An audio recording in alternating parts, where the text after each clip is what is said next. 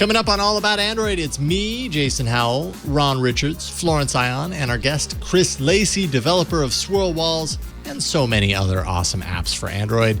We talk all about in-app payments and their march away from Google's payment system exclusivity. Really interesting conversation that we have with Chris. He has some really great insight. Also, Ron does a first look at the Lenovo Tab P11 Pro. Pixel 6, yes, but what about a Pixel Watch this year? Probably not, but we can dream. Also, YouTube Music's paltry Wear OS 3.0 app, and your email, and a whole lot more coming up next on All About Android. Podcasts you love. From people you trust. This is Twit. Hello, welcome to All About Android, episode 540, recorded on Tuesday, August 31st, 2021, your weekly source for latest news, hardware, and apps for the Android faithful. I'm Jason Howell. And I'm Ron Richards. And I'm Florence Ion. Hi, guys. Oh, yeah. Hello. Hello to the two of you, and actually hello to the three of you, because we have the return of Chris Lacey, developer of Swirl Walls and so many other things. How's it going, Chris?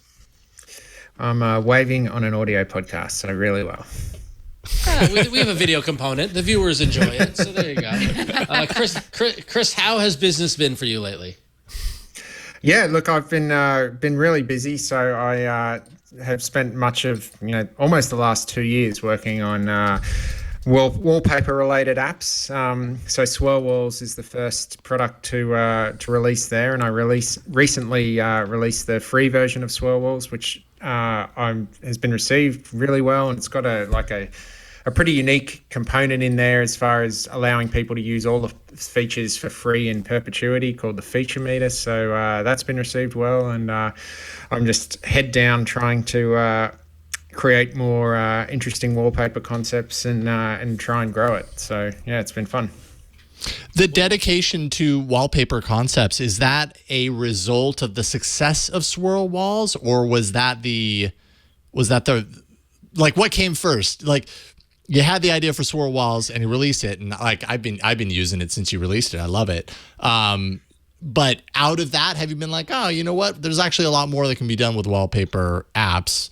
Let's do it. Or did that fascination come prior? Basically, Swirl Walls is the first product to be released out of Action Walls, and that's name is lazily created because I wrote Action Launcher for so long, and I thought, I'd like to explore the wallpaper space. I'm just going to call it Action Walls and not think about it. But so I definitely didn't have the concept of Swirl Walls when I started out. I zeroed in on it after, it was probably about a year really, because there's a lot involved in a wallpaper app, and quite frankly, I was naive as to the huge number of pieces involved. It's very simple if you just want to, just download static images. But I don't think, there's not much innovation that can be done in that space if you're just downloading static images. That wasn't something I set out to do. I wanted to see if there was room for innovation in this space, and Swirl Walls was the first product that's come out of it. I've definitely got a couple of really exciting other concepts that are quite close, and I hope to release those, certainly by the end of the year, and we'll just see how they go. Hopefully, they can get a bit of traction, because Swirl Walls, I think it's a great app, but it's not the type of app that someone goes looking for. Like, no one's looking at the home screen going, I really feel like I wish there was a wallpaper app where it made my phone feel more responsive. And I had these nice little animations when I transitioned to and from home screens. It's just not something people think about. So it's an app where I need to make more of an effort sort of marketing it and going in more traditional channels. But then there's also, as I said, a bunch of other ideas I have in the wallpaper space, both as far as, traditional, vector art, which I'm personally really fond of, and then your photos and that sort of stuff. It's just a really untapped space, and I'm really excited to explore a bunch of the ideas I have. Interesting. Yeah, I hadn't really considered the fact that, like, I mean, what you said is absolutely, from my perspective, makes a lot of sense, right? Like, if you're doing a static image on a wallpaper, like, it feels like that's just, I mean, more or less, that's just embedded into the OS at a pretty easy level. Anybody can take an image and just throw it on their wallpaper. But when you get into the kind of interactive elements and what's possible, tying into the gyroscope on the phone and all these other interactive elements on the device and sensors and things, you can come up with something really unique. But you're right. People probably don't know to look for that, as opposed to, or comparatively speaking, next to like a launcher app, which very often on Android devices people have been thought like, I want to change this experience. They know to look for those. So interesting.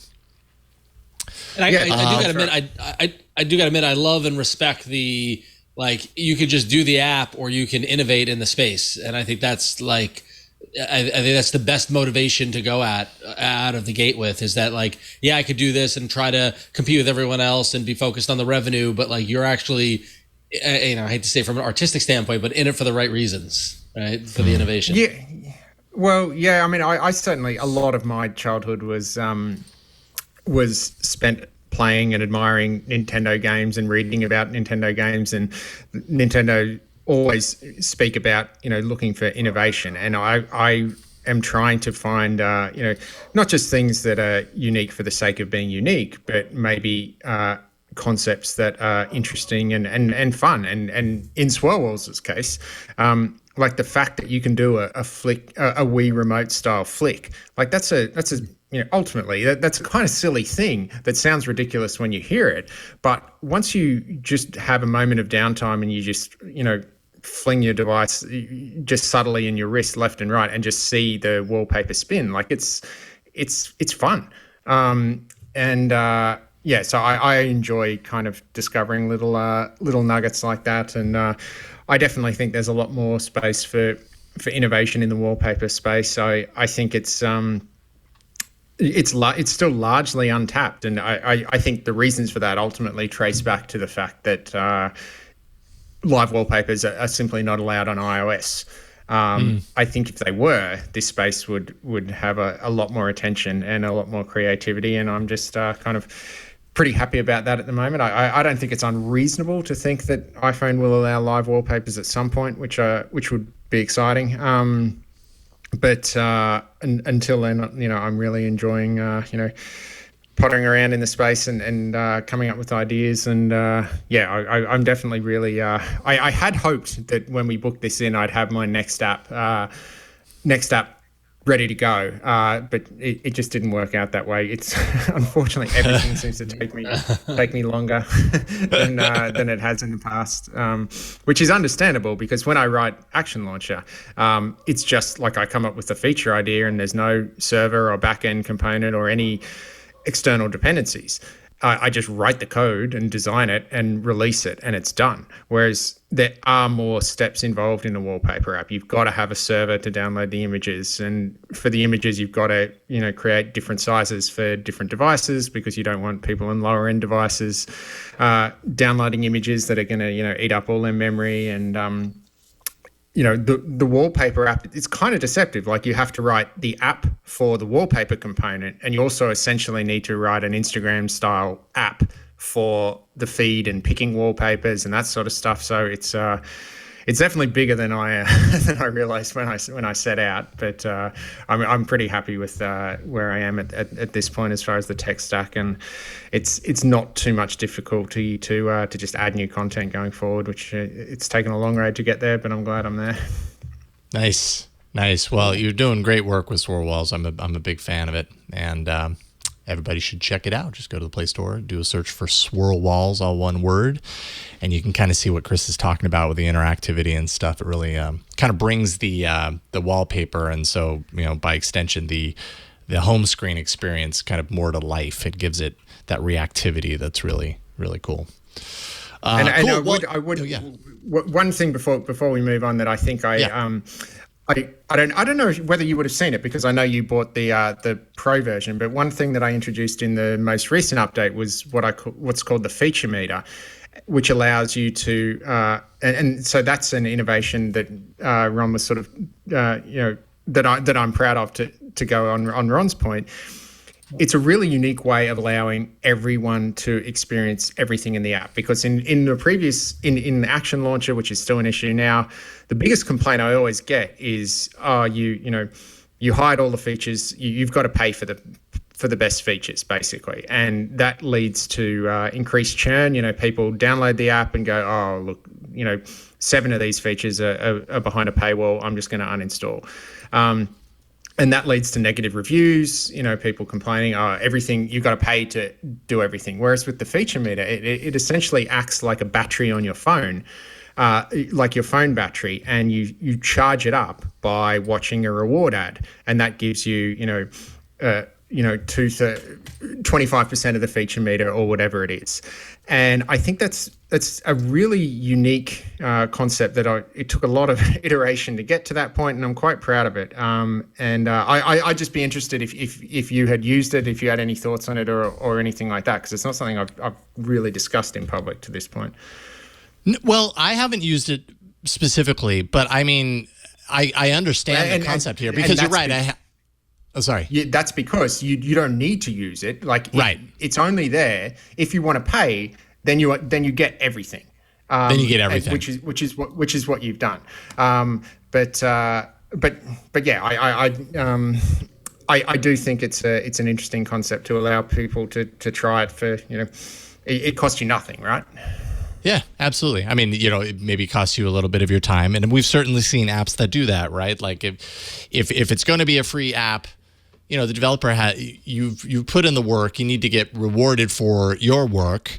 You have the premium version that people can pay to have everything, and I've seen this in other apps as well, obviously. But then you've got the free version, and from my understanding, if you watch an ad, that kind of charges up the meter, the battery, for all of the features. Yeah. And yeah, I think that's a super interesting concept, and I'm just referring to the screenshots on the actual Play Store, to look at it. But I think it's really, have you heard from users that are using this to say hey, this is a really great way to sample things? What do they say? Yeah, I have, and it's been received really well. So that's a relief, because it was. It took, like everything else, took way more work than I would have guessed. But I just think it's a really interesting concept and I'd encourage people to check it out. Yeah, right on. I mean, people, I think at the end of the day, people appreciate having options, and not everyone has money set aside to purchase on an app. Some people are going to feel very resistant to watching an ad in order to unlock features. Other people are going to be like, well, what's 15 seconds of my life in order to get free access to this app? So, I mean, obviously everybody's going to come down in a different place, but having the options on all sides, I don't think you can really lose from a user standpoint, and also from your perspective, because you're going to be, earning a living on either direction, wherever people go. So that's good too. So yeah, I think that looks really cool. Cool. Well, obviously, Chris, you're an awesome developer, which makes the top news that we're going to get into here in a second kind of perfectly appropriate for the day that we have you on the show. So Burke, let's jump into the news. I just thought I'd take this opportunity to let you all know that my revenue has never been higher than zero. Okay. Cheap. Very cheap. In case so there's two things that I noticed that are kind of very, very much related here. First of all, there's a lawsuit that's happening. I'm pretty sure we've talked about it on the show before. 37 attorneys general in the U.S., Google, antitrust, all that stuff, basically looking at anti-competitive behavior on the case of Google's side of things and Android and everything. According to this antitrust lawsuit, Google, it was reported in this lawsuit, or revealed anyways, that Google had $8.5 billion of gross profit in 2019, $7 billion in operating revenue, which is just, it's more than anything, it's just kind of an interesting data point, right? Like, obviously, Google is, we've known that Google is doing pretty okay when it comes to, making money off the Android ecosystem, be it through, ads and the exposure that they get to people, people's browsing behavior and how that ties into ad revenue and everything, but also through the Play Store, because they get a certain cut. They get I think it's 30%, 15%, depending on where in the stage of the developer's release. I'm trying to remember. It's like that 1 year. If you are under a certain amount of profit in that year, then you end up, I think, giving Google 15%. No, I could be getting that wrong. What is it, Chris?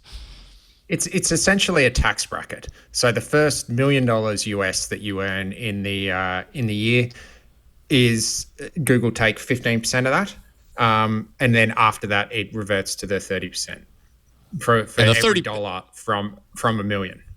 Right. Okay. And that 30% had been in place long before this kind of new avenue had been thrown into that revenue model. So it had been just flat out 30%. Same with Apple. I mean, they were all kind of doing the same thing. And so, largely, people weren't really questioning it, but they are now. The one difference I would say is that Google, certainly when it started out, didn't really have Google Play in-app billing, and you could charge people directly. Right.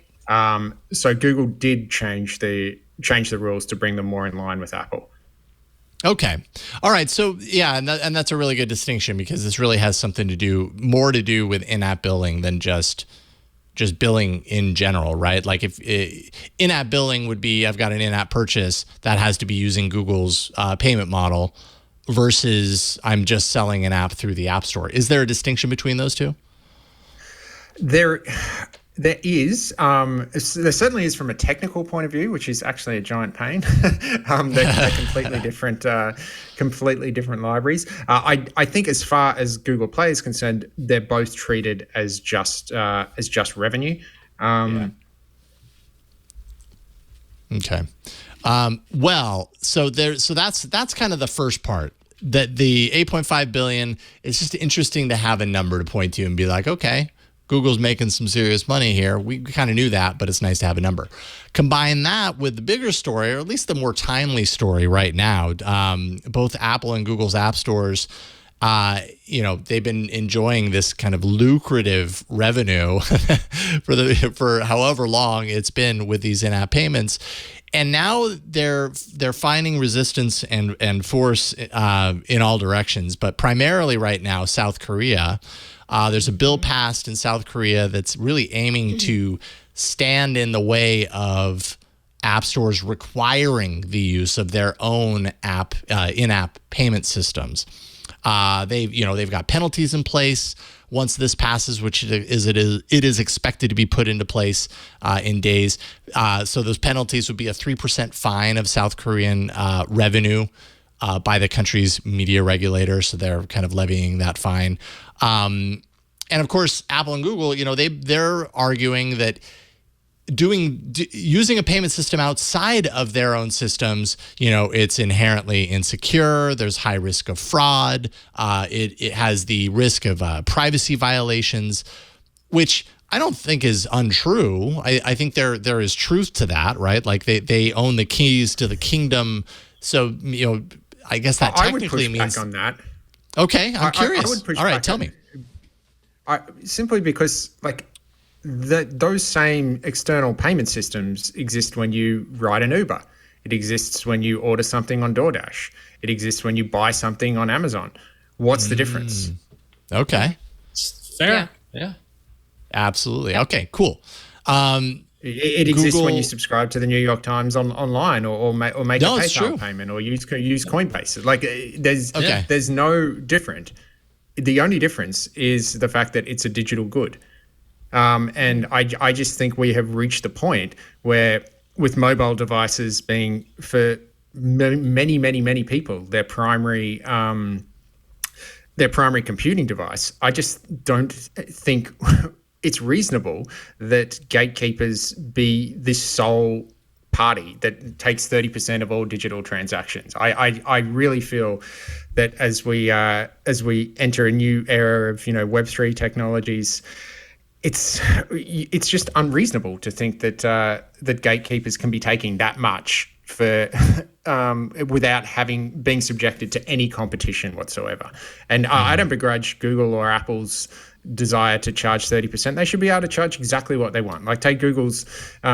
I implemented the new Google billing library recently, and Google have done a lot of work like adding offline purchases of goods from the Play Store. So you can walk into a 7-Eleven and buy an Action Launcher upgrade in cash.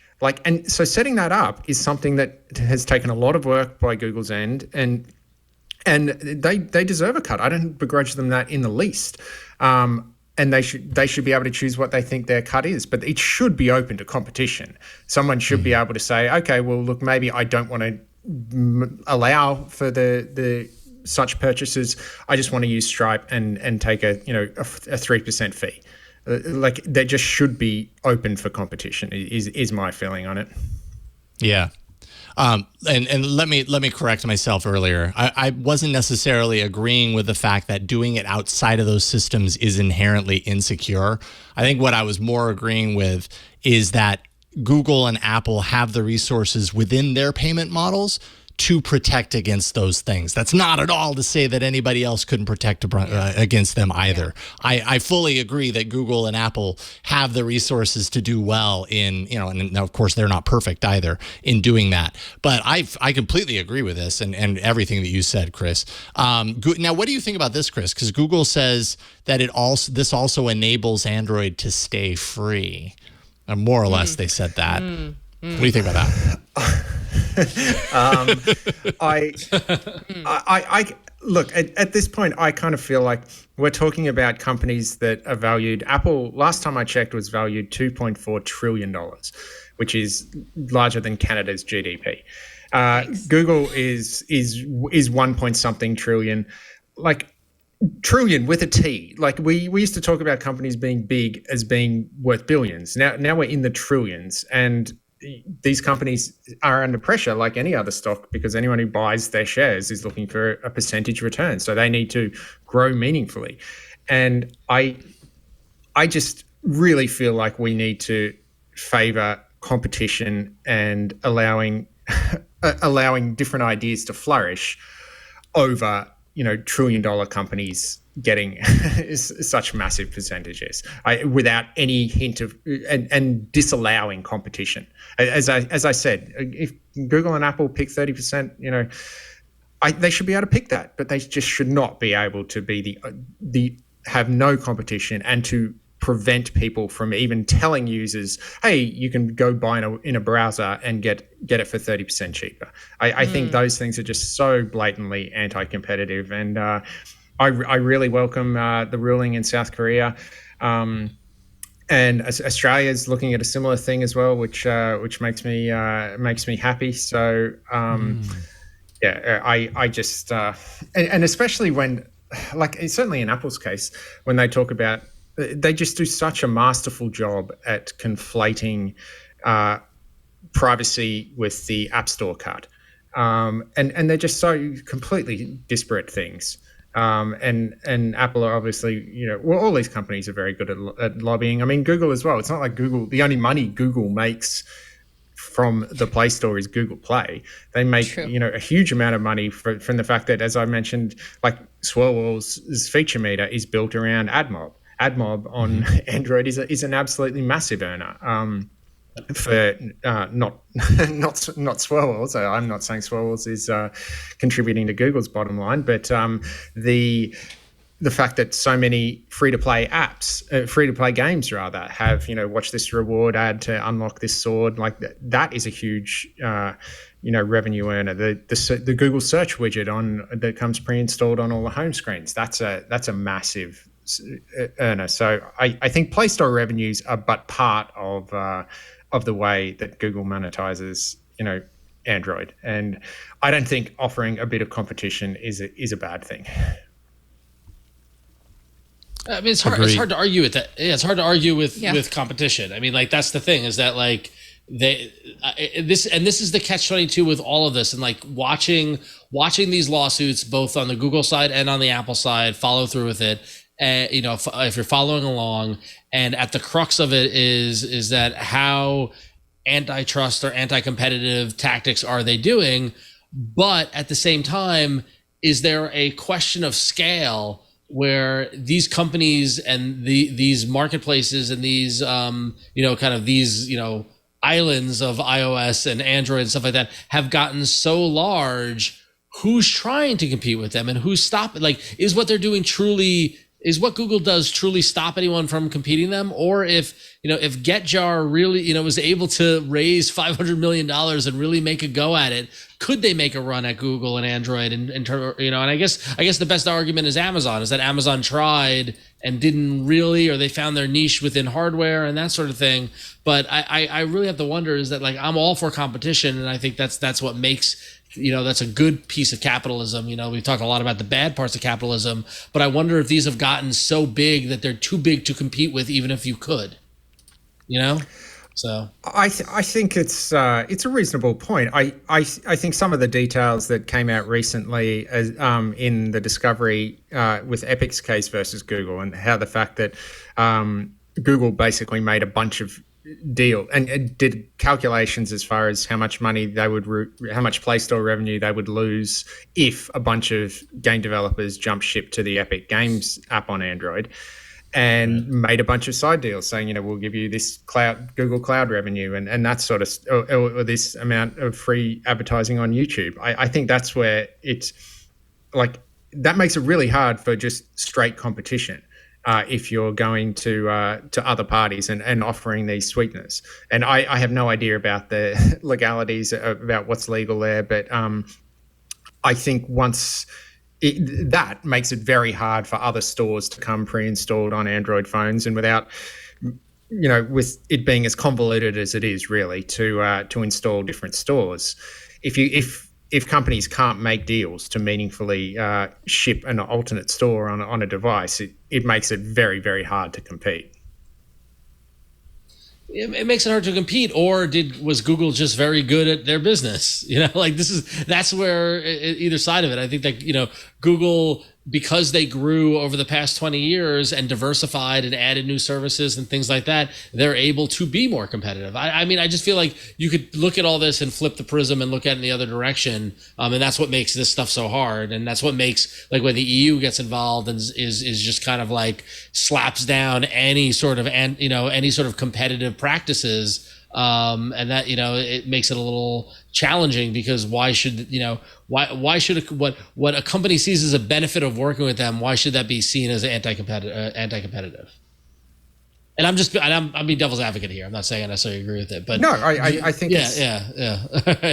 I mean, there's no, it's inarguable that I'm not, to be clear, I'm not coming on here with a and a personal agenda myself. Like, I have very mixed feelings about it. Like, I certainly think that companies that, you know, Google invested billions in not just Android, but in, you know, Google Play services and maps, and I think Google absolutely is within its right to see, you know, not just a return, but a meaningful return on that investment. I'm a capitalist. I have no problem with that whatsoever.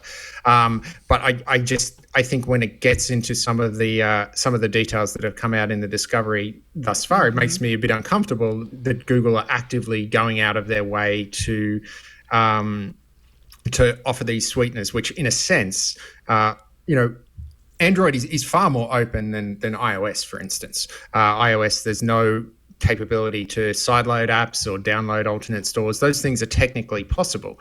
But as the platform holder and the company that makes, you know, that has, you know, is able to withhold Google Play services and Maps and Gmail and YouTube, that comes with it a bit of power. And it does seem like, you know, that power has been perhaps wielded too strongly. But again, I'm not a lawyer. I have no idea how whether that's actually the case. I just think reading it, I would welcome more competition in any space. Yeah. Yeah. Agreed. If let's say this was an open playing field 3-4 years ago, and you've done a lot of development, in that time, would that landscape have you running your business, your development business differently? Like, could you see yourself running your, any sort of in-app payments or anything? And I'm actually kind of thinking right now, like, do you have in-app payments? I don't actually know off the top of my head, but would these changes affect how you do business directly? Well, I think it certainly could, for sure. Like, let's just play out a situation where there was an alternate app store that would also shipped on most OEM devices, and there were no, and this was something that was in place. And let's just imagine that app store said, we're not going to charge 30%. We are going to only charge 5% or 12% in Epic's case, whatever the number is. And maybe that app store decided, we want to be the destination for we want to really, really drill in on personalization apps, to use my example, me as an example. And it's going to be a lot more than, just a category in the store, which you have to dig around in the settings. Maybe they'll make it, one of the bottom tabs is in the Play Store. Like, you could imagine something like that being absolutely having an impact on a business like mine.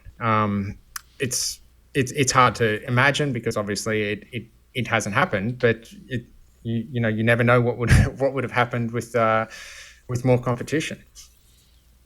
Yeah, indeed. And it seems like, with this and other aspects of this, of these investigations and just kind of the big tech, whatever you want to call it, reckoning that seems to be happening right now. There's a lot more of this movement.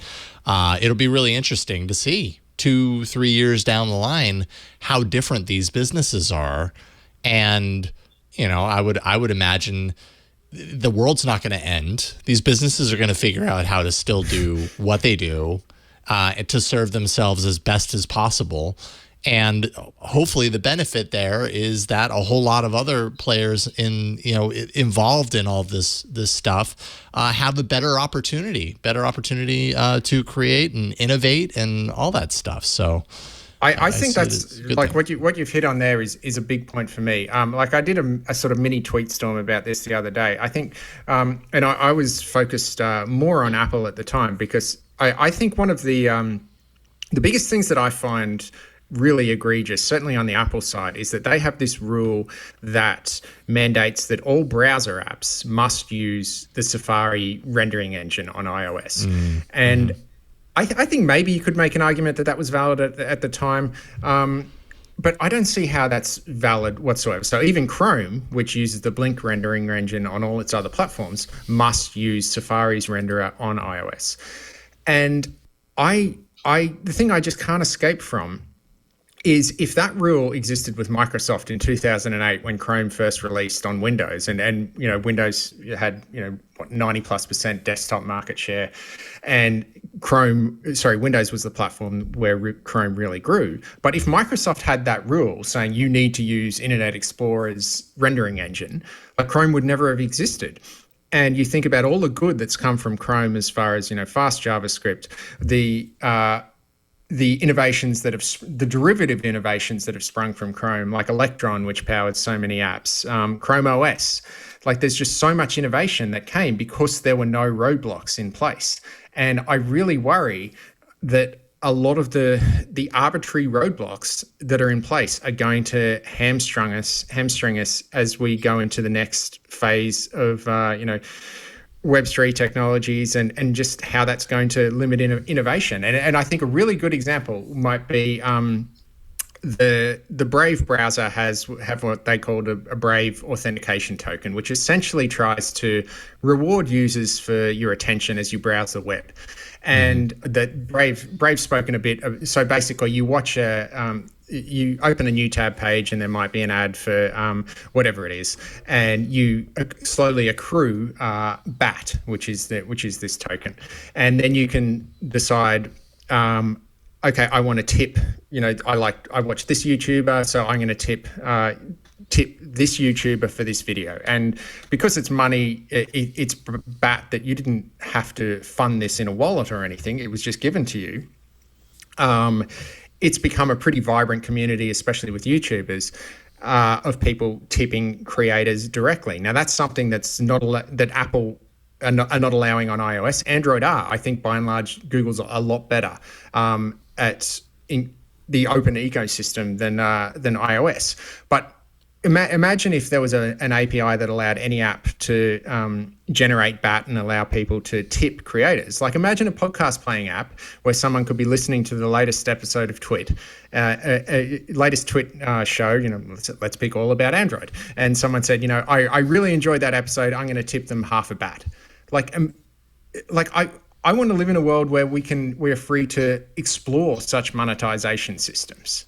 And I just really want, and the rules, it's far worse with Apple, to be really clear. But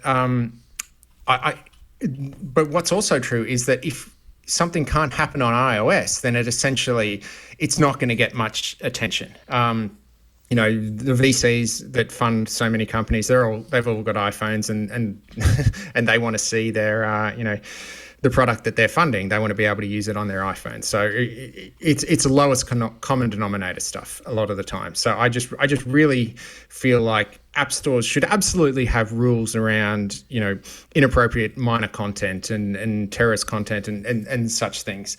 But as far as just arbitrary rules that especially around payments or letting people know about the ability to sign up for a subscription cheaper on the web, or letting people or having a Play Store app linked to an app that installs another app. I just feel like these arbitrary rules need to all be torn down. Well, you might that might actually be in the process, at least to a certain Mr. Play degree. Store, tear down those walls. Nice. Yeah, I just want to see more flowers bloom. I really do. Yeah. I'm for the that. opportunity for more flowers to bloom. And, right. And I want to tip you when you have a good episode of All About Android. Is that so? Oh, well, thank you. We would appreciate that. Yeah. So. Thank you for saying that. I don't even know if we could accept it if someone did tip us, but there you go. Yeah. It's the thought that counts. Cool. Well, I knew that this episode was going to be the perfect episode for you, Chris, because it was really, as I was reading through that news, I was like, oh, this is going to be great. I knew that you would have some really good thoughts on that. So thank you for sharing that, Chris. We got a whole lot of other stuff to talk about. So coming up, we're going to jump into hardware.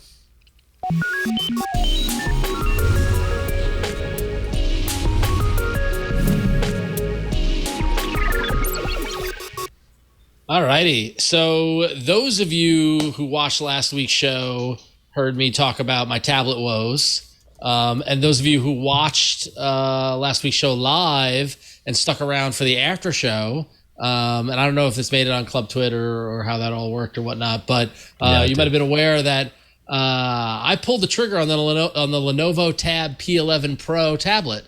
Literally minutes after wrapping the show last week, I paid Lenovo my money and ordered it. And sure enough, I will give, I'm usually, and I don't know how you guys feel about this, and but generally when shopping online, I look to Amazon, but I look to Best Buy, I even look at Walmart, I look for other, kind of retailers.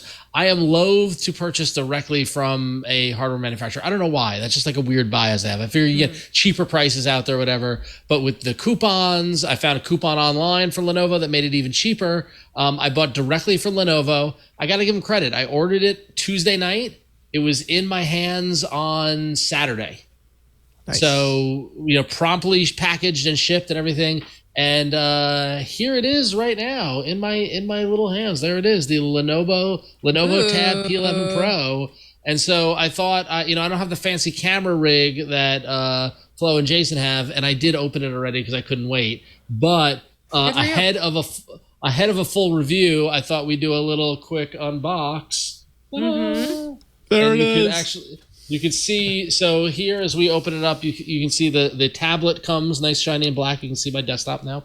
And then on the side, there's a little box for the plug and the USB-C connector. Excuse me, I have a cold, so bear with me.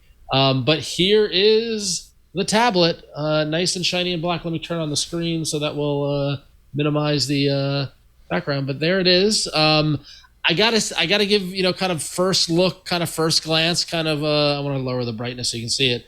But first glance at it is like I'm really impressed. It is nice. It has a good tablet feel. If we believe in that. Not hollow in the middle, kind of some of the lower end tablets can feel a little hollow and it empty. feels good. It feels weighty. It feels solid, like the metal background, the metal back of it feels pretty good. You do get a slight, I don't know if you can see here on the angle, but you do get a camera bump, a lens bump from the camera. See that kind of, it juts out there. So I'm curious. I did get a case for it though, that is like a folio, kind of turns it into a book, and it looks like there's a cutout for that. And so that should smooth out the back. So it should be no problem. I definitely did feel like you need a case for it. It almost feels too light and too delicate to not have a case around it. You know how I feel about cases. But I can hold the whole thing in one hand. I can hold it vertically or in portrait mode in one hand. Rotate it, for landscape viewing, and it feels nice. It's got Dolby sound on it, Dolby Vision Atmos, and the sound and the speakers on here already are awesome. I haven't even had a chance to dive into it with films or really deep music. I just played a couple of things here and there, and I was really impressed right out of the gate. Screen is super bright. So I'm going to run it through its paces over the next week, and then next week I'm going to come back with a full review, but wanted to give everybody a little taste of the Lenovo Tab P11 Pro, which I got it for less than $400. And I went with the more memory flow, so I took your advice. Good.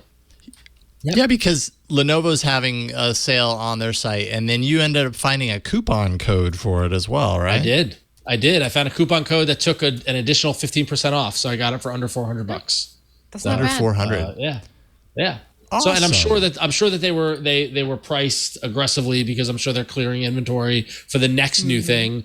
But I'm not going to buy the next new thing. I want the current thing because it's a little cheaper. So, but yeah. So I'm excited. I'm excited to be able to read again. I'm excited to be able to read comics again. And yeah. So I might be also purchasing a treadmill in the future as the winter months are approaching, and that will be great to be able to watch TV while on the treadmill. So yeah. So nice. I'm excited. Right on. The Lenovo Tab P11 Pro. Chris, I guess my question for you as far as tablets are concerned is tablet, Android or iOS? Do you have one? If so, what do you have? Yeah, we just got the iPad. I actually bought a sort of cheap Android tablet, literally designed to just be thrown around, and I don't know what happened. It literally got to the point where Netflix wouldn't even work on it. I've just never really had any luck with certainly the cheaper Android tablets. They seem to work, have like a 6-week shelf life. But I mean, this one certainly hardware wise looks really nice. So I was curious that it's running Android 10. I would have hoped that at this point it might have been on 11, but I don't know what's Lenovo's track record as far as delivering Android updates. Well, and that's the thing actually, because I don't know off the top of my head what Lenovo's update rate is. I hope it's pretty good because they seem to be pretty committed to this tablet business. But in my shopping around for tablets, it looked like pretty much all the tablets are running Android 10. It looks as if tablets generally run a version back. I don't, I can't speak for all tablets. I'm sure there's some out there running Android 11, but the majority of the ones I saw in my price range were running 10. So, yeah. Yeah, it'll be interesting to see. You never really quite know. Like, and I actually, what did I do when you brought up that question, Chris? I jumped right to Computer World to check out J.R. Rayfield's last upgrade, Android 11 upgrade report card, and Lenovo's not even listed on there. I think primarily because that's more dedicated to, I think, phones and the. Oh, actually, hold on. I missed it. Yep, that's right. It's Scooter X Motorola parentheses Lenovo. Mm-hmm. And wow, okay, J.R. Rayfield gives it an F. Sorry. Wow. Oh, yeah, that's a bummer. Oh well. But that's tied in with Motorola, so I don't know if there's a difference between the Motorola and the Lenovo side of things. Okay, so Scooter X posted in the chat a link to Lenovo's support page, and if you go to the support page and then you Control F or Command F P11 Pro, you will see that it's currently on Android 10. It'll be receiving Android 11. Let's see, what is this? What is this tab? Upgrade plan available for Android 11. Expect it October 2021. October 21. So in a month and a half, right? Or less than a month. A little more than a month. Keep in mind, and Chris, I don't know if this is what similar to you. My previous tablet that I just replaced was running Android 7. So. Yeah, this will be a nice upgrade for you. Yeah, anything's a nice upgrade from that one. Yep.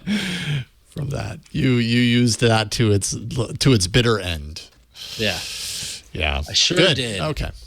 But All I'm back in the tablet business, that. everybody. I'm excited. Good So work, more to Ron. come.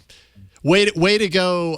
Not ending and finding yourself in analysis paralysis. You just were like, "Yep, I think I want this one. Purchase done."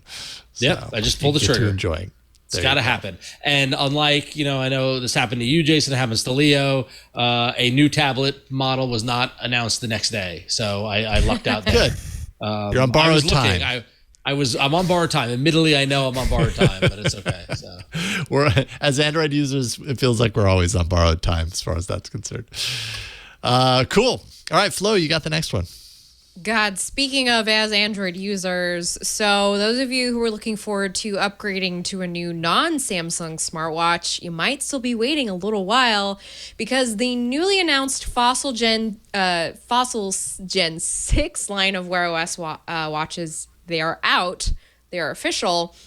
But you're going to be a little disappointed when you hear that Wear OS 3 isn't coming for them until 2022, and it's not likely until the second half of the year. There might be a couple other specs that get you excited about it, though. It uses a Snapdragon Wear 4100 Plus, which is the first smartwatch to come out with it.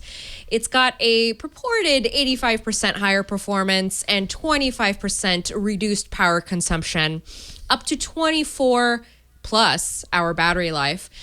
Charging is 2 times faster than the leading smartwatch. I wonder who they are subtweeting. Upgraded heart rate sensor that supports continuous tracking, as well as a new SpO2 sensor. But otherwise, the watch is relatively unchanged from the previous model in terms of design and looks. It really is just another Fossil smartwatch updated for whatever this Wear OS 3 is. That is currently only on Samsung watches, apparently. Yeah. I have the Galaxy Watch 4 Classic right now, so it has Wear OS 3. And so I'm still kind of like... Nice. It is nice. Well, I have to say, there is an obvious responsiveness to how this watch operates. Like, it really does feel like there's none of that kind of like try to do something, wait for a split second, because it just feels like for so long the Wear OS devices were based on these old slow processors, low RAM. Like, I'm not getting that with the Watch 4 Classic. So, and it's hard to know, okay, how much of that is the watch, how much of that is the OS. Yes. Time will tell, but how much of that is Samsung's 5 nanometer chip? Yeah, right. Yeah, all those things I'm going to have to, figure out over time, but so far I really like it. But some of these Fossil designs, like, I like the designs. It's really hard knowing that you've got this like next wave, and you're going to have literally, if you buy this, you're waiting a year before you get current. And that just feels wrong when you're buying something when something else is already current, $300 to $320 price tag is how much you'd be paying to wait to run Wear OS 3. So just something to take into consideration. Yeah, consider that. I would assume a Fossil Gen 7 would, a theoretical Fossil Gen 7 that released in 2022 would get Wear OS before the Gen 6 you bought this year.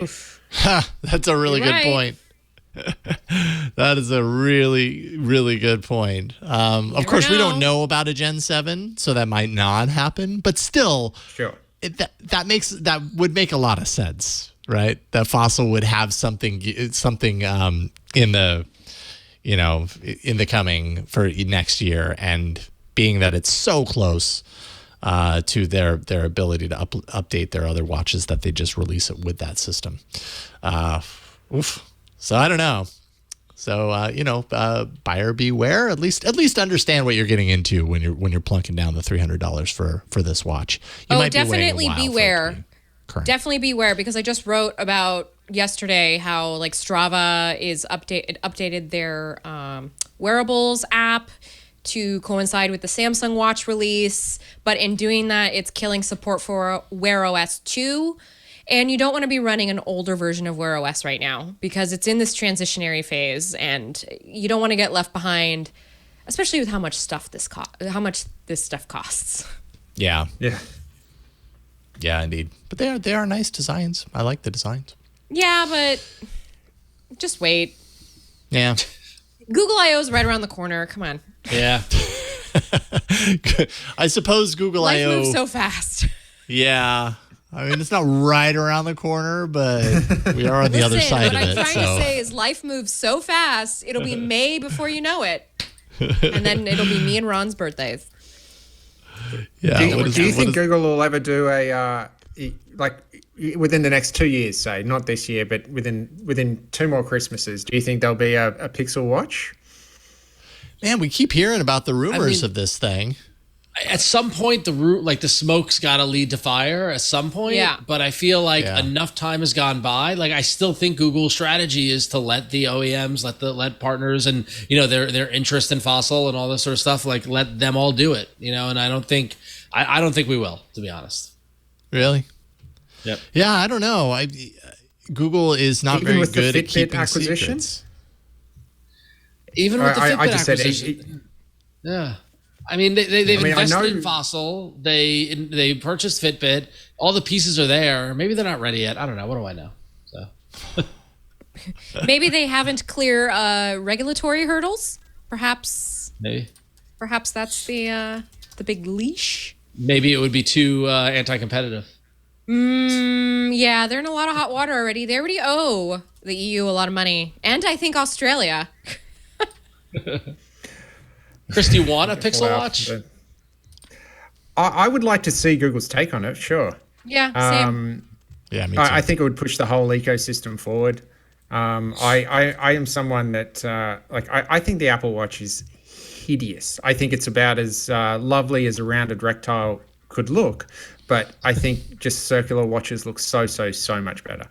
I think Google have obviously invested a lot in their own custom chips. I'd really like to see what that team might be able to do in the wearable space. Mm-hmm. So I hope we see something. Yeah. Changes are coming, I think. I think this is just the beginning of. Well, I think it's good that the Pixel 6 is very clearly a very meaningful investment for Google. I think it was reasonable to look at the Pixel 5 and go, oh, have Google dipped their toes in this water as far as they're going to. I think the fact that the Pixel 6 is such a meaningful high-end play is a reasonable sign for Google's immediate hardware ambitions, at least for the next year or so. So hopefully it happens. Yeah. I would look forward to that too. I mean, the Pixel 6, we know that's going to happen. And actually, there's news that ultra-wideband radio is coming to the Pixel 6 and the 6 Pro. UWB, if you don't know, this is what we're seeing in like Apple's AirTags, Galaxy's Smart Tag Plus devices. Basically, it's a better nearby device connection system, so our radio rather. So this is going to have that, which then makes you wonder. Okay, well, is Google going to end up going the tag route? Are they going to have pixel tags? Who the heck knows? I wouldn't be surprised about that either. I mean, we've got this big event that's going to be coming sometime in the next couple of months for the Pixel 6 that we know exists. We know that Android 12 is a really large, meaningful, visually speaking, especially a very meaningful update of Android. Google has obviously put a lot of investment, a lot of time and attention into making this a big splash. Who knows? Maybe this event we see a Pixel Watch that ties into their new Wear OS 3 effort. It's kind of fashioned to match in some way, shape, or form the design or some sort of aesthetic from the Pixel 6. I mean, I wouldn't be surprised, to be honest, except for the fact that we don't really. What's that? You would be floored if it happened? Yeah, Google can't keep a secret. Well, that's what I was just going to say. I wouldn't be surprised, except for the fact that Google is really bad at keeping secrets. So if that's going to happen, we're going to start seeing, something here trickling out as far as the watch is concerned. And we haven't seen anything like truly concrete, meaningful yet, the way we did for the Pixel 6 prior to Google outing it. So, but we can. Yeah, I think if that happens, it's not this year. You look at everything Google have released in past years, like the Chromecast TV, the Google. What's the actual product name of that SKU? Google TV with Chromecast. Yeah, a small aside on that. That only has 4 gigabytes of storage. I'm now at the point where I have to remove it's the worst. Streaming apps. I love that. It's so negligent anyway. That's infuriating on a device like that, because I mean, even from day one, you looked at that spec, or I looked at that spec and I was like, all right, that's going to matter very quickly. That low storage is going to matter very quickly, because these apps, especially living room apps with streaming media and everything, like, it takes up space, and not very. It doesn't take very long to take up that space, especially because if there's 4 gigs of memory, a lot of that is probably used for the system anyways. So you're left with even less, and it's just no good. No good. Yeah, it's. Yeah, a really bad user experience to have to uninstall apps to try another streaming service. Yeah, do differently. Yep. Chris, I know you have to depart, and we're kind of at the time of the show where you need to step away, but it's always a pleasure getting you on, and we would love to have you back sometime soon. And I love when we can get you on, especially when there's news like we had at the top of the show today, because your perspective on development and everything and your experience there is just really really appreciated. So thank you for hopping on with us today, Chris. Thanks a lot for having me. It was great to talk through some of those things. It's obviously something I have a lot of thoughts on and a lot of passion over, basically, because I just really feel like we have certainly as far as the gatekeeping and stores space is concerned, there's a lot. I just really wonder, what further opportunity awaits us. There's no point worrying about what's happened in the past, but going forward, there just really could be, whole new industries. And I really hope that we get to fully explore them without, artificial, fences being put up all over the place. But thank you. Thanks for putting up with my brain dump on all that. It was a really good chat. I appreciate it. Love it. At Chris M. Lacey on Twitter. People should. Is there one easy search term to find all of your apps if they go to the Play Store? Do they just search your name and they'll find everything that you're doing? No, because I had to, for Action Walls, I had to create a separate legal entity for business reasons, which, basically Swirl Walls and Action Walls are both technically mine, although technically owned by different companies for legal reasons, which I don't think anyone wants to hear.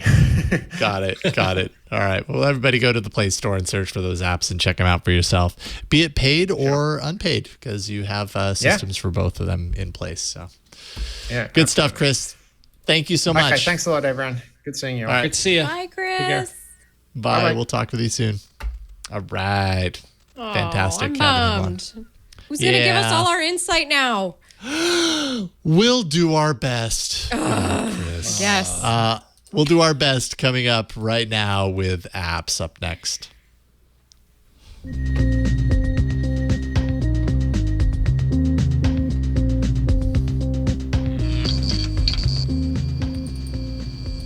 Do you need a routine to get you through the day? Because I sure could use a routine. Or a friend. Perhaps You have just some friends. moral and emotional support. We are here for you, Flo, but we're not here to do routines for you. We're here to be your friend. No. That's why you got to set up your new Daylong Routines in the Assistant. You can actually do that through the Home app. So this will let you set a day's worth of routines to run. So for instance, in the morning, you could have your lights turn on in your office when you need all the white light. And then at night, you could have everything dim. Maybe you can put on a little jazz in the background, kind of put that into the command line, so to speak. Nice. So you can actually apply now a single action to multiple days, which is a little bit better than the original routine of setting it up with single action routines. That was a little tedious. All custom routines now get a enable routine toggle, so you can actually switch them on and off as you need. So for instance, if you're on vacation or staycation, as it were, you don't want those things to run, right? Or maybe you're taking a sick day. You don't want your lights to turn on when you're just trying to sleep. There's also a delay start option, which is really crucial if you are... It's just a good thing that they added to it, because a lot of other smart home action command portals have allowed that kind of thing. So it's nice to just see it added into the Google Assistant. And also, there's some other new smart home integration tools in the Assistant, which I have yet to really dive into, but I definitely need some time this weekend since this news came out to just tinker around with everything that's new. So maybe you do that too this weekend. Put some time aside for yourself to make yourself a routine. And that's always the challenging thing with this stuff, because reading about it says, great, I need this. This is fantastic. When do I have the time to set this up? Right? and then it turns on and you're like, oh my God. Like, for instance, I have a morning routine that's supposed to go off with my alarm. Yep. I've been stopping it for the last 2 years from going on.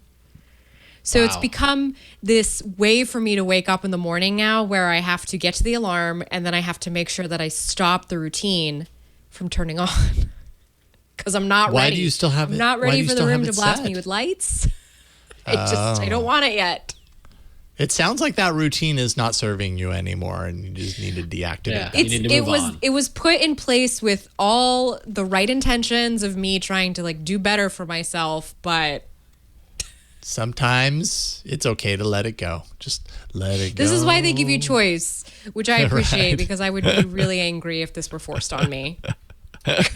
What this strikes me as looking over these changes is it seems like Google has taken some of the lessons, or at least some of the things that they implemented in the Family Bell functionality, and applied it to their routines and Assistant, which I think is a really good thing.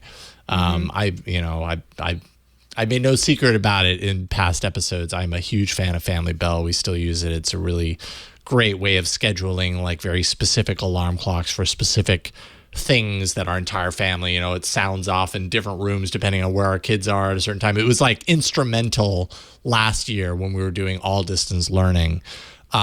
We couldn't have done we couldn't have kept it all together without Family Bell. So it really was that helpful. And we still use it even though our kids are at school. I have certain bells that remind me of certain things throughout the week too. And so this kind of the scheduling aspect, being able to toggle it on and off, there's a lot of similarity between what works for Family Bell really well and what they've realized they can bring into Assistant. So that's great. You can do a lot of this coordinating of your smart home and scheduling and stuff, and I love it. I think it's and then you move. dismiss it like me every single morning. Yes, Nice. Turn it off because it's almost like you're responding to the threat of the thing you set up, not the actual thing that you set up. That probably says a lot about how I treat myself, which probably isn't how you Anyway, operate. You see, this stuff actually does go very deep. Yeah. I hear you. I hear you. Flo, I'm going to go ahead and give you permission, whether you want to take it or not, give you permission to let that routine go. Just let it go. It's not serving you anymore. I'm also not good at letting things go. That's why I'm giving you permission.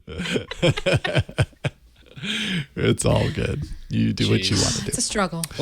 Yeah. We'll talk about letting go. There's a segue. Don't get me started on YouTube Music, but here we are. If you get the Venn diagram of two of our favorite topics between Wear OS and wearables and YouTube Music, we just hit the jackpot. Because Google released YouTube Music for Wear OS. Wow. For now, it only works on Wear OS 3, which basically means the Samsung Galaxy Watch 4 only. So all of you Samsung Galaxy Watch 4 owners, you can use YouTube Music on the phone. On the watch. The app allows users to download music to the watch for listening directly with connected Bluetooth headphones and no phone needed. There's no way to stream from the app currently, only to download. And downloads only take place while the watch is charging. And if you have an older Wear OS watch and use it to listen to Google Play Music, you're out of luck, which is no surprise at all to any of us, because why would anything that was wonderful and pure related to Google Play Music exist in this post-Google Play Music, YouTube Music world? And I don't know. I mean, Jason's folks watching on the video. Jason's watching it, is using this in action on his watch. And if you can plan for the fact that you're going to be out and can remember to download your music and throw it on there, I guess this is useful. But I'm mad at YouTube Music just in life, so I'm not going to give it any kudos. So. Yeah, I mean, there's really not a whole lot I could do with it right now because I don't have Bluetooth headphones plugged into it, right? Like I couldn't even play it through the watch. I have downloaded a Super Mix. This is why I got the LTE version. Yeah. Yeah, I mean, I did download, so I did dock it and download like a Super Mix just to test it out, but I don't have my Bluetooth headphones plugged into it. So I'm trying to play it, and it's like, no, you got to plug in your headphones. So it's kind of a shell right now. Oops, I just made it go away. Yeah, I don't know. So so now I'm just going to use this as an excuse to complain about YouTube Music. I have 3 distinct complaints about it lately. All right. So number 1, I tried using it while I'm working. I'm like, I'm on the desktop, I'm on the browser. Let me open up a browser window and use it. I want to listen to a certain record. The search function between what is on YouTube Music and what is in your uploaded library is just garbage. It's just garbage. Horrible. Hot mess. Right? Hot mess. One of my least favorite things. If I type something in the search bar, I don't even have the option to search my uploaded. Like it's like it comes back default with the YouTube Music stuff, and then you got to click upload it. It's a pain in the ass. It's just it's not good. Secondarily, no matter what I do, I cannot stop it playing YouTube videos on the Google Home, which is like death with the kids. I cannot have animation playing on a screen in the kitchen. They just stop and they just want to watch TV on it. And I have it set in the app not to play videos. I can't find where to set it on Google Home to turn that off for whatever reason. It just doesn't exist. And it is like, it's to the point where I'm afraid to ask it to play something for fear that a video is going to come up.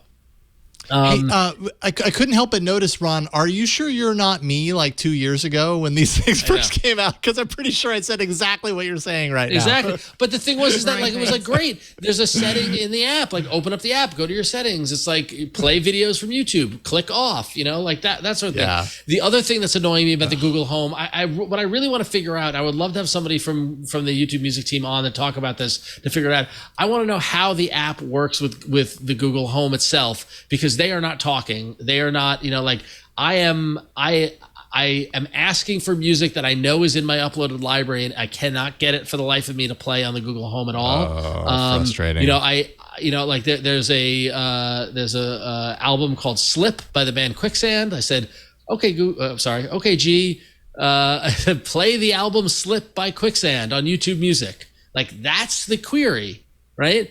The first try gave me the song called Slip, and then it just starts mixing my music. It doesn't play the album. And then I asked it again, and it played a song called Slip by a completely different artist. And then I just turned it off. I was like, forget this. It doesn't work. So frustrating. Yeah, I hate anyway. that stuff. Yeah, totally. And then this has been all I about end YouTube up, music rants. well, still, I mean, obviously we're still trying to force it to work. Yeah. And then in that situation, Ron, I end up, going, okay, well, the only way for me to do this is to now pick up my phone and log in and connect to the home speaker with my phone and do it through the app, which kind of defeats the purpose of a voice assistant, which is supposed to make things easier. And I realize, yes, first world problem, I can get there eventually, but it just kind of, and I think that the big slap in the face is, and it used to do these things really well. And now it does not. It used to be 100%. Pretty seamless, and now it is not. And that's just such a bummer. Yeah. I feel that pain. I'm there with you.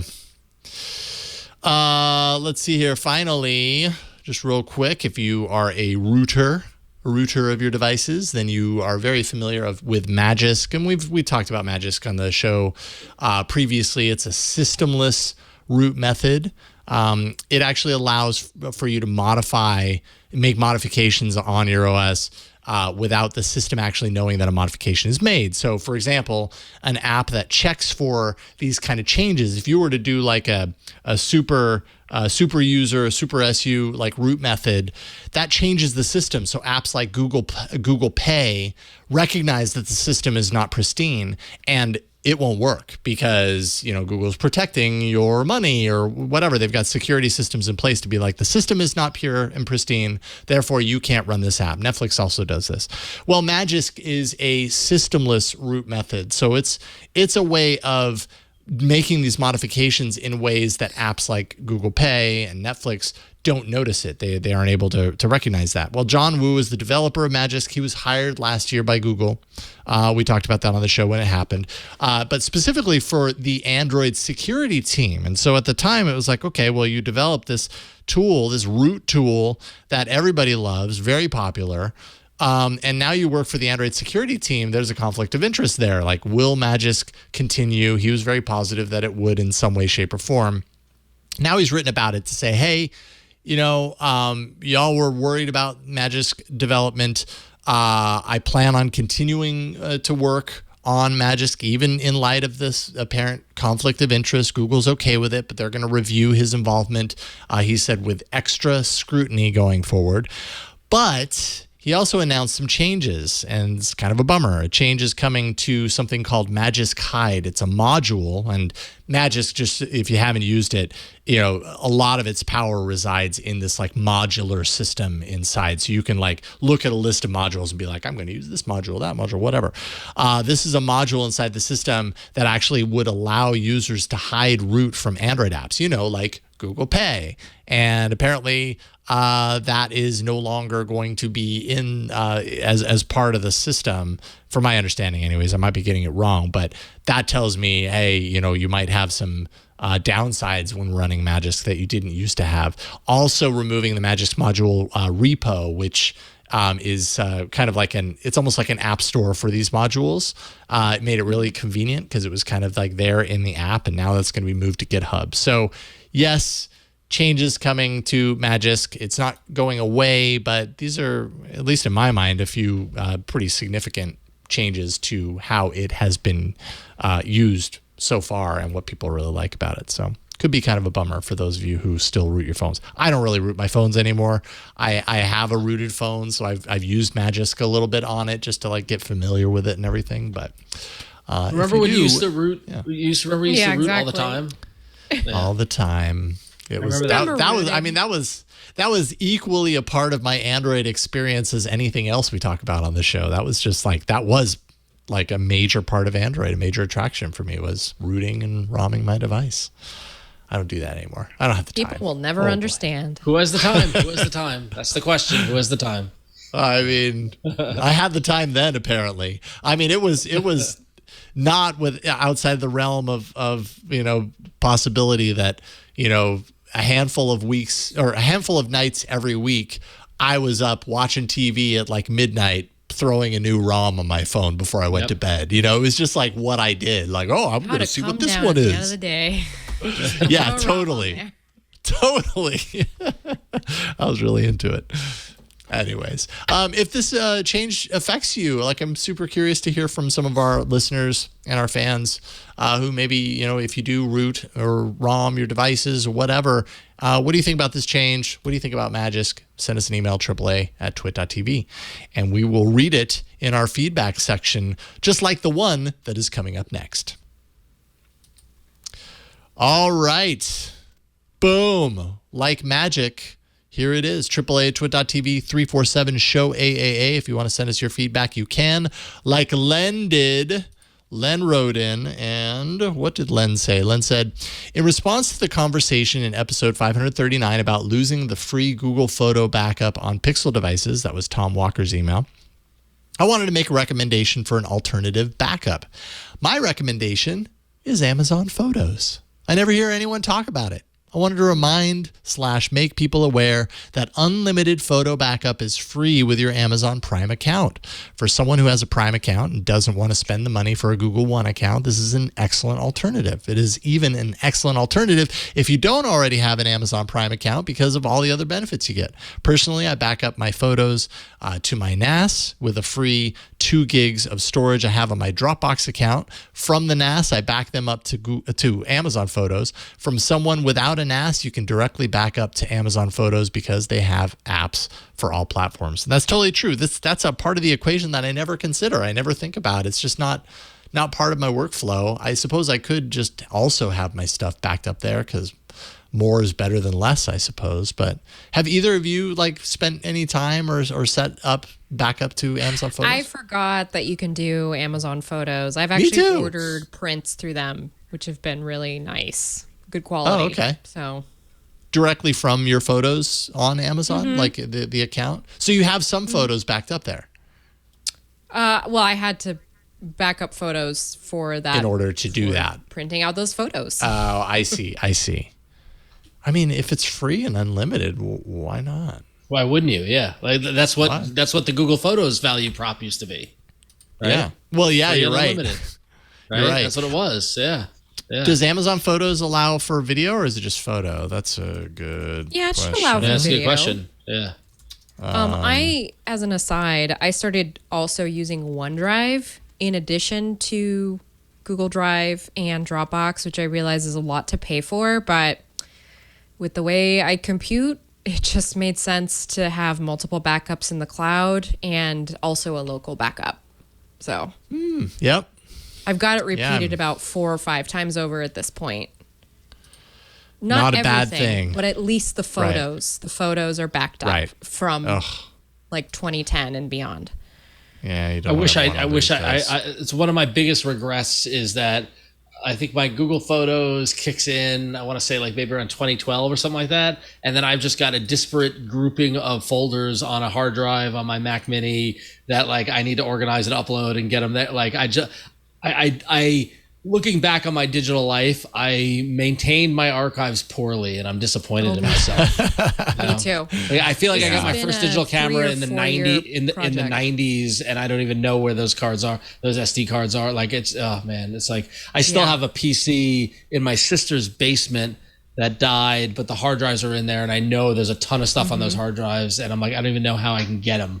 There was a Windows PC from 2006. Right, clearly I can mount it in an external thing, but will it get it to talk to the Mac and all? It'll just be a nightmare. So yeah, I have one of those. I've done it. I've done it with a Chromebook. Really? Mounted a Windows drive to a Chromebook? Is that what you mean? Yeah, via an external. It just reads it like a USB. Oh, okay. Like a flash drive. Yeah.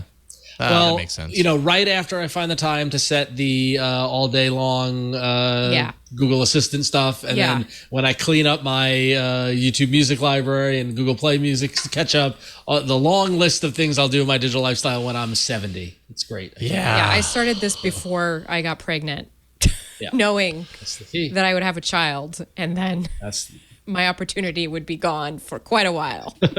I have a cardboard box downstairs filled with audio cassettes that I need to and the thing is, guys, transfer. this stuff is going to warp. This stuff is going to warp. on us know. eventually. I need to transfer it. You know, it's like audio cassettes that I recorded when I was a kid with my friends, you know, and it's like, am I ever going to listen to these things? No, but I feel really bad. Like I just, the archivist in me cannot like bring myself to like just throw it away. So, but I don't, And but I'm your not going to children will get want rid that, of it. I think. I feel like a lot of children want that. They'll be interested. To have access to that, maybe just like to give them the maybe choice just to have access to it. I could see my children being interested in that for about 20 minutes before they realize how boring it is to them. Well, you don't know when your kids are in their 20s or in their 30s or 40s. Yeah, Like who was my dad when he was a kid? Yeah, God totally. willing. Right. Yeah, one of these days, we've all got projects. Oh, Someday. Ron, you got the next one. Well, yeah, I'll talk about projects. So Christoph writes in and says, I thought you'd be interested in seeing this. And he sent a photo. It's my brand new Samsung Galaxy Fold 3, a week old, and the screen on the inside is cracked already where the hinge is. I hope Samsung will replace it for free, and maybe this will become... Well, no, you can't ask for it to be the email of the week, Christoph. That's not how it doesn't work. So you're not the email of the week, but we do send our condolences and our well wishes to your poor phone that cracked already. I have to imagine that's defective, and if they don't replace it for you and no cost, then Samsung's got bigger problems. But is this a bellwether? We should be on the lookout if we see more people having this problem, if that's an issue, and if there's a flaw with this phone. I haven't seen anybody with that same crack, so I'm thinking I'm hoping, knock on wood, it's covered under warranty, it's a defective one, and they'll send you a replacement. So. I mean, the bummer here is that, the good news is Samsung will replace it. Like, I'm willing to bet money on that. They're going to replace that because they offer, within 1 year of the date of qualifying purchase, Samsung will provide one repair of the inside foldable screen. So that's like included when you get the Fold. The bummer is this happened within a week. So it's not even like you got like 9 months out of it and then you get a new display. It's like you get the new display at the beginning of that year, and then you hope that for the longevity or the long-term, life of this device, it doesn't happen again. But yes, Samsung has that guarantee. So you should almost certainly get that replaced. And if you don't, that's a big deal. Yep. So let us know. Let us know either way, Christoph. So, yep. That didn't look good. That looked bad. Not good at all. Not good. Yeah, that does not look good for an $1,800 or however much they spent. That you just got. No good. You gotta hope that they replace that. Oh man. So they will. All right. Well, what time is it? Well, Hello? you know what? It's time for the email of the week, which, by the way, I gotta say, pretty happy that people are kind of hoping for that. I mean, that's what we were maybe hoping to do with this. So, you too can get the horns. The horns. That's all we give you. Horns. Okay, just kidding. Yes. Just kidding. This one comes from Mike. Mike writes in, I just heard Flo on the recent episode of the Mobile Tech Podcast hosted by Miriam Jory, and she convinced me not to buy the Samsung Galaxy Z Flip 3 5G, even though Samsung and T-Mobile have some great offers. What did Flo say? Giving it away. Well, basically, she shared that her opinion of the Flip 3 was that it is not for those who are looking to be highly productive with their phones, and that the Flip 3 seems to be marketed to a younger demographic. I did say that. I consider myself a power user and use my phone just as much as my laptop, so I need a tool and not a toy. Besides Flo's opinion, which I value, thank you very much, Mike, the Flip 3 and Samsung Galaxy Fold 3 5G each lack a critical power user feature that is also leading me to not buy either phone. Starting with the Flip 3, it doesn't support Samsung DeX. Samsung, what are you thinking? By now, DeX support should be standard on all Samsung phones, especially the quote-unquote flagships. Something is basically wrong when I can run DeX on my 2018 Samsung Galaxy S9, but not on the 2021 Samsung Galaxy Z Flip 3 5G. Ooh. With the Fold 3, the S Pen does not work on the outer display. Nope. So if I want to take a quick note, being productive, I have to open the larger display? Come on, Samsung, what are you thinking? Part of the marketing of the S Pen is being able to take quick notes on the phone display without completely turning on the phone. So I will continue using my S9 until 2022. I was looking to upgrade this year to the Note 21 Ultra, but, well, you know what happened with that. Hoping for a Note 22 Ultra next year. I can wish, right? Thank you for writing in, Mike. it's true that there are some people that are going to be left behind with this supposed switchover. I mean, the progress, that's the price of progress, right? Right. I mean, you can wish for a Note next year. Doesn't sound hopeful. Doesn't sound promising. Doesn't sound likely. Yeah, promising. That's the word. I do know what Mike is referring to, though, because that was a feature that was introduced a couple of notes ago, and it was kind of one of the nice features of having a Note in the S Pen. So perhaps it's good that we read this on the show and had it be the da, da, da. There we go. email of the week. Because it'll bring, maybe this will finally make it from your mouth to Samsung's ears. And I'm sure this is the kind of feedback that they're also looking for. They know now that people want to buy these phones. So I think it's all about figuring out which features to make available and how. I do think that if Samsung had rolled this out and the S Pen worked on the outside display as well as the inside display, true Note users would have been at least a little happier. It's still not quite the same, but because there is just such a difference. It's literally night and day. The Note, a big part of the reason why a lot of people like the Note is because, that thing's happening. Literally all you have to do is pop out the pen, the display, it turns on. You don't have to do anything extra. It's just I've got this thought, I can scribble it down really quick.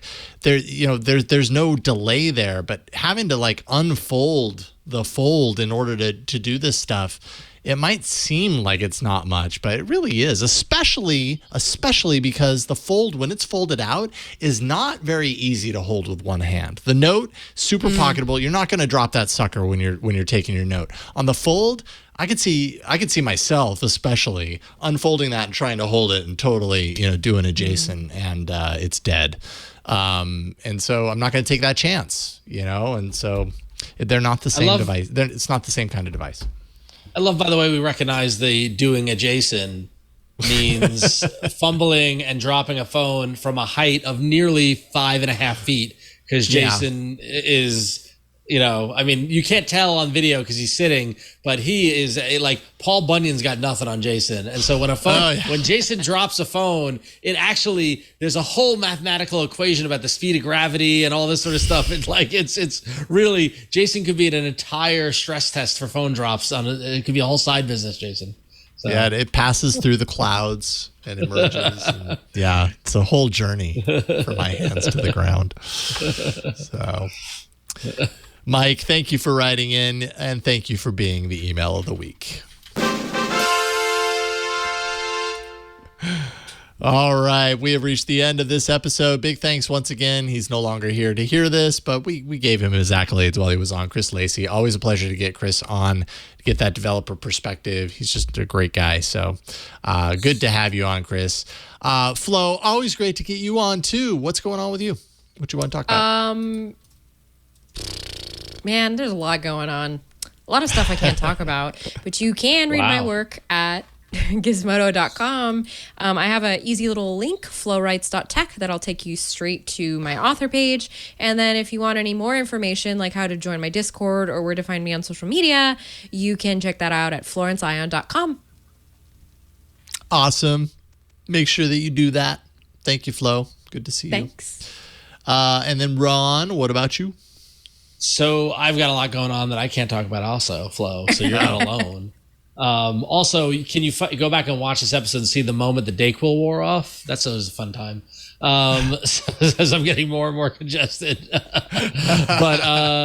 But yes, you can follow me on Twitter at RonXO and on Instagram at RonXO, and go check out Scorebit. It's in the Google Play Store. You can download it for your Android on your mobile phone. Keep track of your pinball scores, find places to play pinball, and go to scorebit.io and check out our fun hardware that goes inside pinball machines and connects them to the internet. Having tons of fun. We're about to roll out some pretty exciting stuff with one of our partners soon, and I'll talk all about it when we do. But yeah, working hard. So. Exciting stuff. Well, keep working hard. Thank you, Ron. Thank you to Burke, who's always working hard at the studio, making this live show happen, making sure it gets recorded and we sound and look good. Also, big thanks to Victor, who's also working hard behind the scenes to edit the show and bring it to your podcatcher of choice or to YouTube, however you like to get it. Couldn't do this show without them. And then for me, I mean, I'm just here on Twit doing Twit things. So twit.tv, also at Jason Howell on Twitter. Don't forget, we do have something super special, and it's called Club Twit. It's twit.tv/Club Twit. Go there and you can check out all that you need to know about our ad-free subscription tier. So if you want to get all of your Twit shows, including All About Android, with no ads, you also get an exclusive Twit Plus podcast feed. Lots of extra bonus content gets fed into there. Members only Discord channel, or not channel, I don't know if it's a channel, but access to our members only Discord is there as well. Twit.tv/Club Twit. A lot of perks, a lot of fun. Hope to see you there. Also, AAA shirts are for sale still. Just go to twit.tv/store. Just throw that out there as a quick plug, and you can wear the show because you know you want to. That's it for this week. We do the show there they are. Aw, there's even a mask. We do the show every Tuesday evening at twit.tv/AAA is where the final version of it goes. Of course, you can watch live, twit.tv/live, when we record at 5 p.m. Pacific, but you're probably going to get it through your podcatcher. So subscribe, twit.tv/AAA, and that's about all you need to know. Thank you so much for watching and listening to this week's episode of All About Android. We will see you next time. Bye, everybody.